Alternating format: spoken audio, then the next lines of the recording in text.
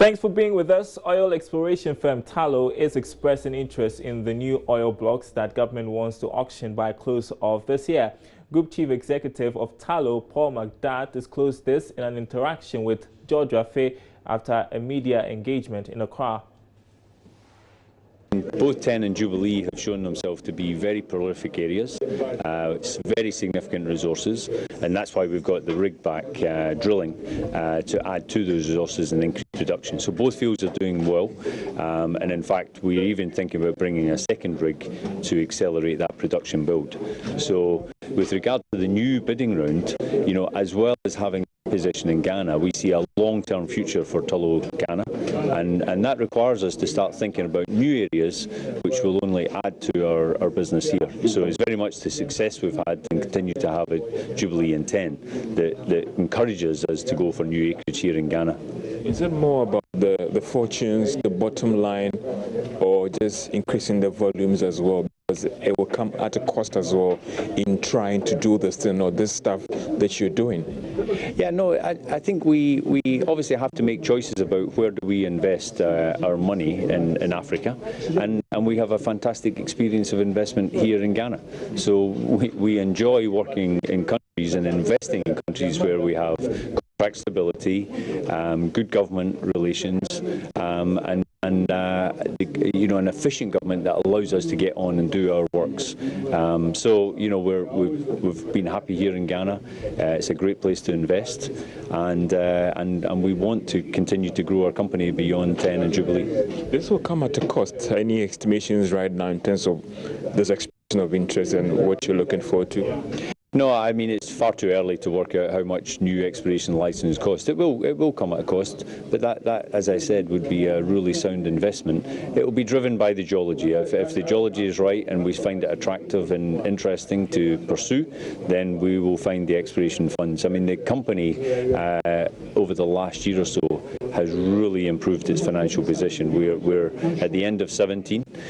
We've returned to free cash flow, significantly reduced our debt, and find ourselves in a very strong position financially. But what I can see is that this has been budgeted for, this has been accounted for, or let me use the word budgeted for, in terms of your finances. No, looking at where you've come from your finances and the problems that you've had. Yeah.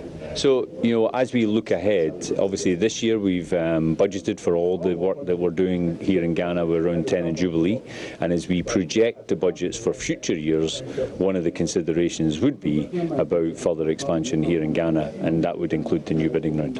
Let's look at the turret bearing, and anytime I look out for your investor statement, I ask myself, are we going to see a revision and all the rest? What is the assurance that we have this time round that the projected completion date, December, indeed we are going to bring everything to an end by the end of this year, looking at the work that you've done so far?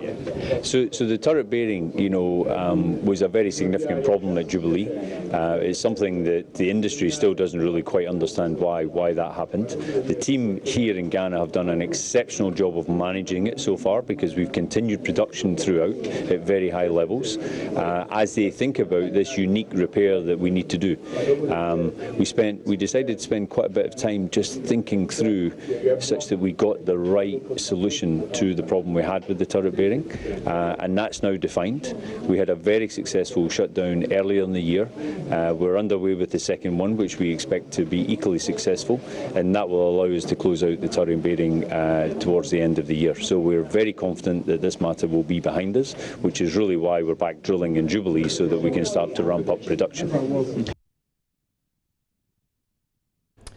The Africa Center for Energy Policy, ACEP, is demanding accountability on part of oil revenue that was not spent on projects allocated in the 2017 budget. According to the energy policy think tank, the Minister of Finance had earlier stated that the fund, which couldn't be spent, would be used to construct roads and other infrastructure projects in the country. Executive Director of ACEP, Benjamin Boachi, believes Parliament failed in its oversight responsibility on the petroleum funds. There's more in this report. According to the African Center for Energy Policy, ASEP, the finance minister disregarded Parliament on the disbursement of petroleum revenue for the year 2017. At a press conference, ASEP stated that actual revenue to be allocated to the Ghana National Petroleum Corporation as part of total petroleum revenue was less than projected. The projected expenditure for the agriculture sector was 156 million Ghana cedis. He projected 211 million Ghana cedis for the education sector, 50 million for health, and then 376 million for infrastructure and roads. But if you look at the outturn, how he spent it, or the outcome of the 2017, we realize that even though he had enough money to spend on the priority areas, he did not spend the money, apart from the free SHS component, where he spent about 96% of what he said he would spend. The rest of it, he did not spend as much as he should. For example, in agriculture, if he budgeted 156 million, he only spent 49 million in agriculture. For health, he budgeted 50 million, and he only spent 8.6 million. So the question then is, why is the money sitting there unutilized? And why has no one told us where exactly the money is? In 2017, the total estimated receipt from oil was about $515 million. This amount, according to ASEP, was exceeded by almost 5% to reach $540.4 million, the first time Ghana attained and exceeded petroleum revenue projected since 2014. The energy policy think tank cited Parliament for negligence over oil revenue. Absolutely. I mean, Parliament, I've heard parliamentarians raising questions that actually lacks understanding of how the PRMA even works, and that is shocking. So they will serve us all well if they will take their time to understand the laws they pass and make sure that ministers comply, with the laws they pass. But it doesn't seem that they're doing enough due diligence on the laws they've passed and also its compliance. ASEP is demanding accountability on the more than 400 million cedis revenue, which couldn't be spent in the 2017 budget. For Joy Business, Eben Sabute's report. Well, still on energy matters, Quantum Terminals Group is almost through with the construction of a state-of-the-art fuel and LPG storage terminal at Tema here in the Greater Accra region. The leading petroleum infrastructure and logistics solution provider in the country is taking advantage of the vibrant activities in Ghana's downstream sector to stimulate competitiveness. Executive Director of Quantum, Emmanuel J. Mensah, says about the $55 million project hopes to provide quality storage solutions through cost-effective facilities and tank terminals across Ghana. Presently, bulk oil distribution companies, also known as BDCs, rent storage facilities of Bost, Tor, and a few other tank farms available. Storage is therefore a major factor affecting the downstream petroleum sector. As government alone cannot handle installation of petroleum infrastructure in the downstream space, private sector involvement cannot be overemphasized.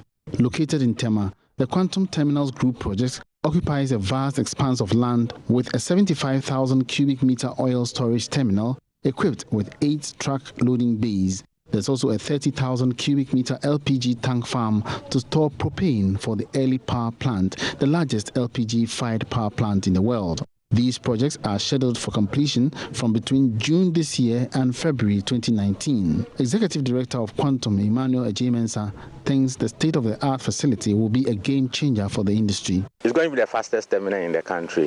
From here, we can load the entire nation's requirement of gas oil and gasoline. That's the capacity. It's fully automated. When it's finished, come here in another 2 months, maybe at the commission we'll invite you to come, and you see it's fully automated from the time you enter the gate through the loading, so you go out, everything is totally automated.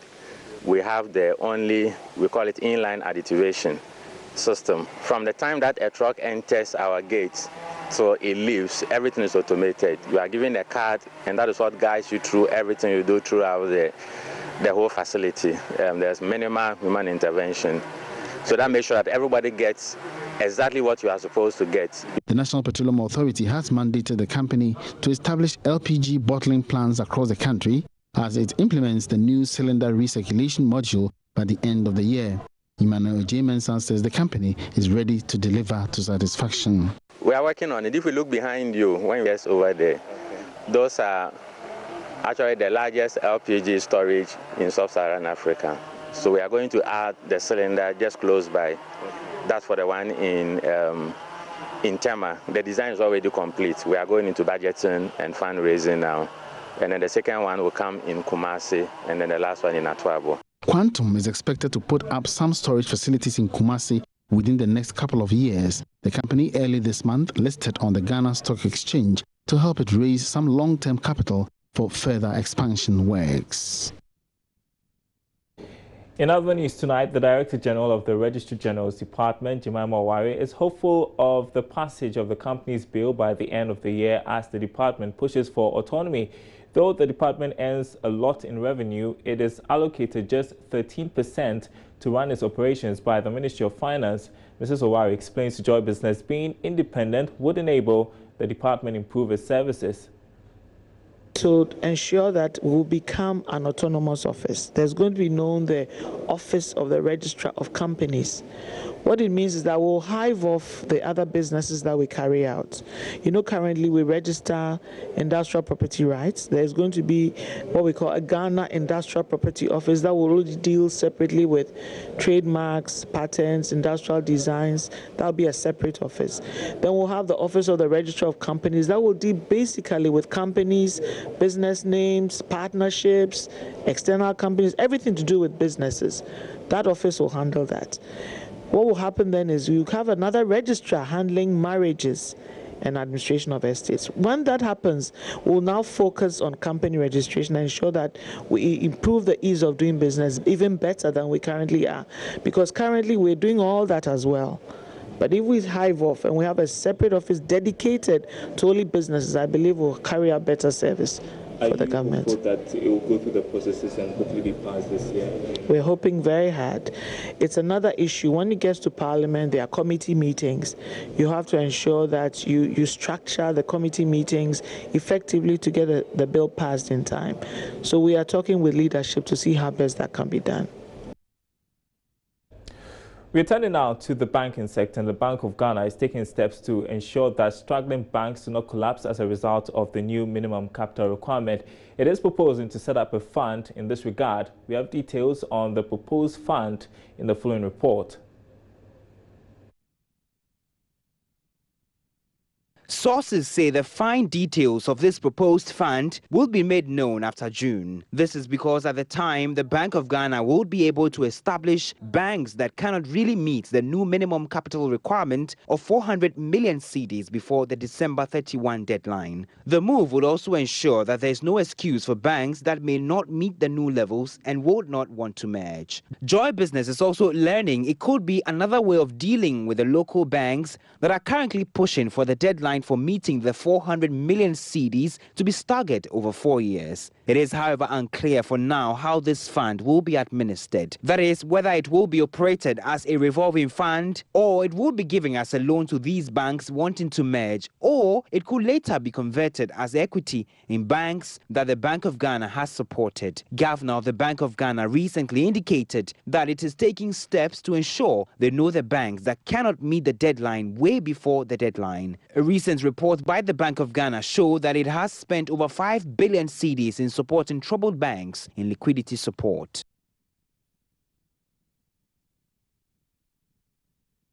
You're watching Business Live. Now, Ghana has issued several bonds both on the domestic and international capital markets for various reasons. What really are bonds and why does government feel that so comfortable issuing them? Well, Odilia Ntiamwa brings her own perspective, that of the ordinary people, and what experts have got to say. What I know bonds really are that, well, bonds are debts or loans that governments or corporates take in a long term to pay back. But I will want to delve deeper into exactly what bonds are in simple terms. But first, I want to find out from the ordinary Ghanaian what they really know about bonds. Have you heard of a bond before? But sure, the women say that. na unti say na aban etimi ekogista kese be free baby at the back of my Monty BB Sada. Oh, Matipa, and the Ukraine, Aban Bia Ba, and the China, America, and America, India, and sure to go Krani, Bako, Yakopebosia, Abe or Mani. And what is a bond? A bond, what I know about a bond is when we take nurses, for example, after you are trained, you serve the government. That's what I know. But when we talk about, and I always hear about Euro bond, whereby the government goes for a loan, then pay later with interest or any other issue or terms and conditions applied. A bond is, I don't know, but it's a document in the form of an investment that you can invest your money in. To be really honest, I think I don't really know.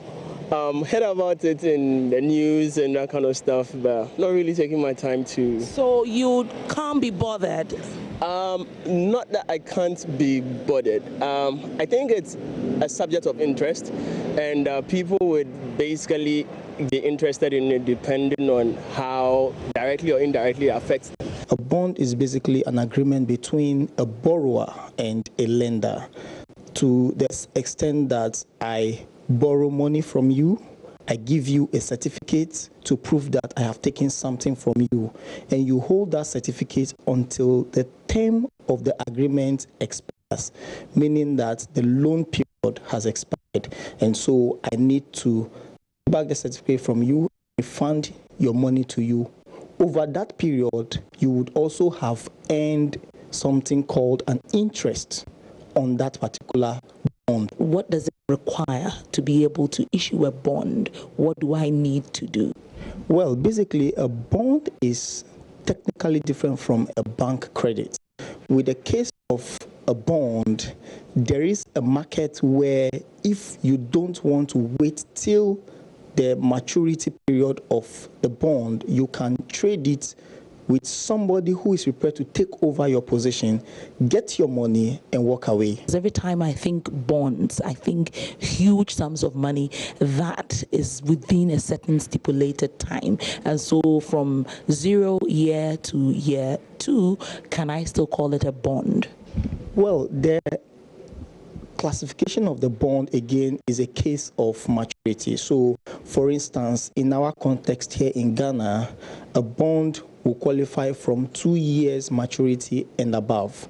Anything less than 2 years will be a treasury bill, because it is then a short-term debt.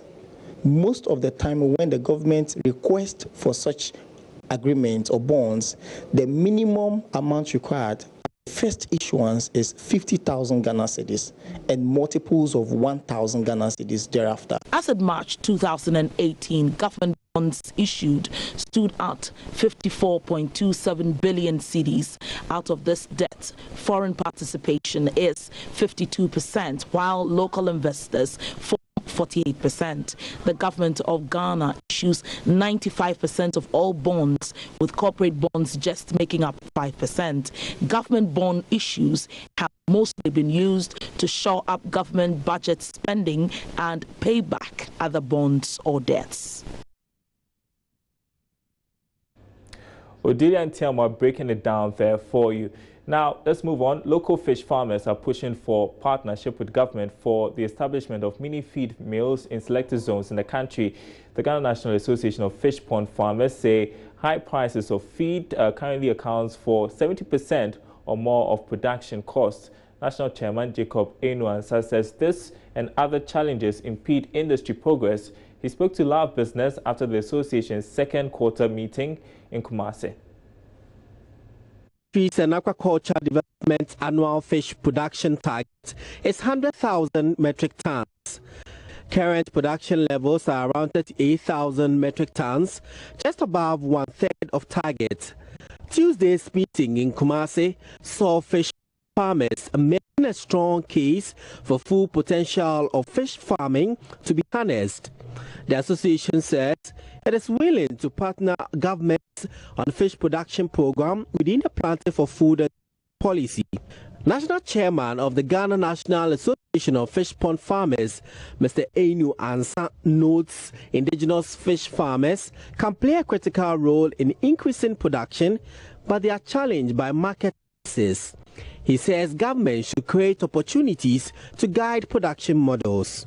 Considering the increased volume of production of farm fish targeted, there should be corresponding strategies and mechanisms and investments for absorbing what is produced. Otherwise, the current situation of profitability will be eroded when supply exceeds demand. The association is ready to discuss with government on identification of market opportunities by production models. If fish farmers are to produce for schools and other institutions, there will be agreement on sizes or weights of fish to be produced and at what prices. Should a win-win situation be achieved between producer and buyer, the driving forces for increased production will be largely enhanced. High cost of feed has been identified as major impediment to the industry. Mr. Ainu Ansan says setting up mini mills in fish-producing areas is the way to go. He also calls for research and joint project partnership for enhanced competitiveness for both local and global markets. Fish feed prices constitute about 70% and more of production costs in intensive fish farming practices. Prices of imported feed and those produced locally are unstable, thereby upsetting frequently the plans of fish farmers. For the small-scale fish farmer, there are also challenges of availability and economies of scale. This is how it means. The sources of fish feed are distant from the locations of fish farmers, and when they access it, they are unable to purchase volumes. The result is increased cost in transportation and therefore increase in their overall production cost. Local farmers therefore cannot be competitive. We therefore suggest that the government partners the association to set up mini mills to produce fish feed in some selected production zones. This can be in the form of support from government towards high purchase arrangements for individuals or groups. Knowledge on fish feed formulation from available local ingredients is available. Technology and sources are also available and known to us. It is also important to suggest that this initiative has the potential to absorb outputs from crop production to create jobs, among others. This will be furthering government's agenda of food for the people. Prince Apia reporting. This is Business Live. Time to bring you our interview of the day. And a former governor of the Bank of Ghana, Dr. Polako, has jumped to the defense of current managers of the banking sector over how they help supervise the industry. Dr. Akwa's defense comes at a time when the Bank of Ghana has come under serious criticisms over how it has supervised the sector. Let's listen to the defense he puts up.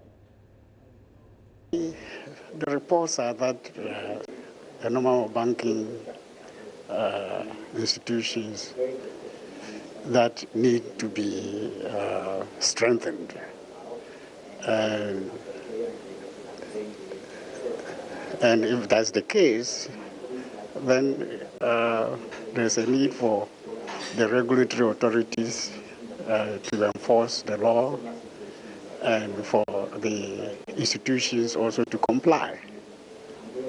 How can what can we do to bring confidence back into the environment? Well, that presupposes that there's no confidence. I think if you say, how do you strengthen confidence? You strengthen confidence by continuing to promote the type of sound policies that everybody has been advocating, implement fiscal discipline, be desist from corruptive behavior, and ensure that businesses function, normally. That brings me to my last question. And there has been a call for supervision department of the BOG to be separated. What do you make of that? Is it a good call, or you think it should still remain how it is? I think you are thinking banking supervision. Yes, at the BOG, yes, please. At BOG, I think looking from my standpoint, they seem to be trying to do well. So it should remain as part of the BOG regulatory framework? I think, the BSD is a specialized department, and it is good to strengthen that institution. I mean, there is no presumption that if you created another institution outside the system, that institution may become more effective than BSD as present. Thank you very much. Well, that interview ended our program tonight. Remember that there's more news on our website, myjoyonline.com/business. Mezz Gold is in the news today. If you head to the website, the Lands Minister is saying that he would support any action the Bank of Ghana takes against Mezz Gold. Also, we have a report on the rail sector as well as gold miners in Ghana welcoming government's export tests. And there are more from bulletins that have aired on TV just there, myjoyonline.com/business. My name is Darryl Kwao. Thanks for watching. We are back tomorrow.